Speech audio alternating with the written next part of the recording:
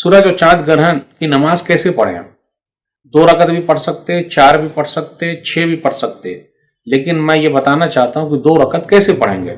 सही बुखारी किताबुल कुसूफ हदीस नंबर 1065 और इसी तरीके से 1066 खुलासा बयान कर रहा हूं। 2 रकत नमाज कैसे पढ़ेंगे? 2 रकत नमाज पढ़नी है 4 रुकू और 4 सजदों के साथ। कैसे पढ़ेंगे 2 रकत नमाज?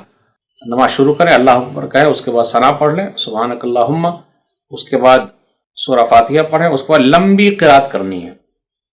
उसके बाद रुकू के अंदर गए, लंबा रुकू करना है, रुकू से उठे, समी अल्लाहु लिमन हमिदा रब्बना वलकल हम्द कहे, तो सजदे में नहीं जाना है बल्कि दोबारा क़िराअत शुरू कर देनी है। कुछ लोगों ने यह कहा कि सूरह फातिहा पढ़ने के बाद क़िराअत शुरू करें जहां से छोड़ा है, या फिर वैसे ही क़िराअत शुरू कर दे।